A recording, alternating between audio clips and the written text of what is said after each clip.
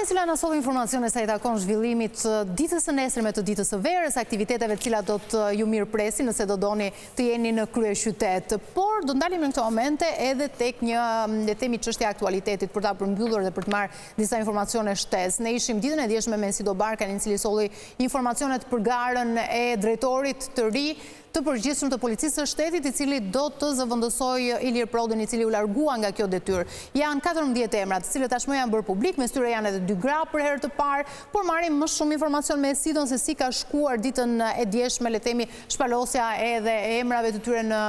këtë garë, e cila është shumë e rëndësishme. Sido.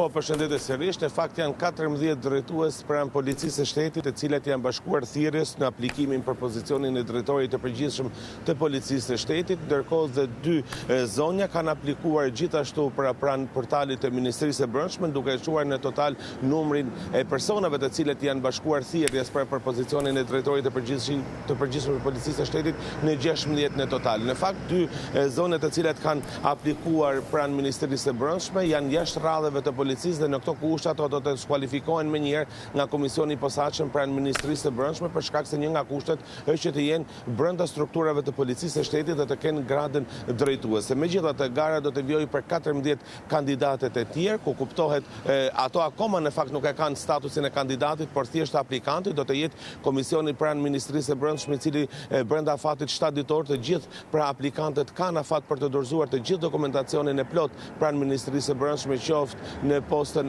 zyrtare të saj apo përmes postës elektronike, dhe pas afatit 7 ditor Komisioni i Posaçëm ka afat të tjera 10 ditë për verifikimin e dokumentacionit të kandidatëve të cilët pra do të regjistrohen zyrtarisht për garën e kreut të ri të policisë së shtetit. Megjithatë, pas përfundimit të dokumentacionit dhe të gjithë le të themi bazës voluminoze që priten të dorëzojnë të gjithë kandidatët, më pas do të jetë komisioni i cili do t'i marrë në pyetje në një intervistë për të shpalosur platformën e tyre të gjithë kandidatët të cilët synojnë për të zëvendësojnë Ilir Prodën në krye të policisë së shtetit. Megjithatë, duket një fazë e gjatë, le themi, sa i takon ndryshimeve ligjore të cilat janë parashikuar për policinë e shtetit për zgjedhjen e drejtuesit të ri të policisë. Megjithatë, pranë Ministrisë së Brendshme konfirmohet se mund të jetë një procedurë pak sa më shpejt, për shkak që mos të jetë vendi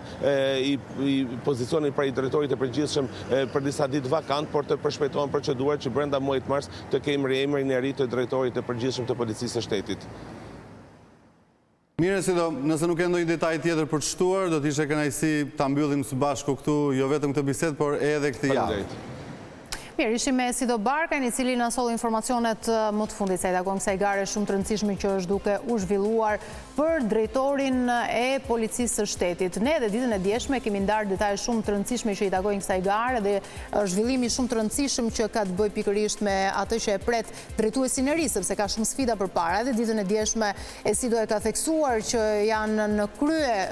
të asaj listës që ata do duhet shpalosin për të bindur, le të themi, edhe komisionin i cili do të jetë përcaktues i fatit të njërit prej tyre dhe që ka të bëjë kryesisht me korrupsionin, me krimin organizuar, lufta që bëhet pikërisht për kultivimin e kanabisit, por edhe çështje të tjera shumë të rëndësishme. Do të jetë një garë as pak e lehtë, por të gjithë kandidatët, siç edhe tha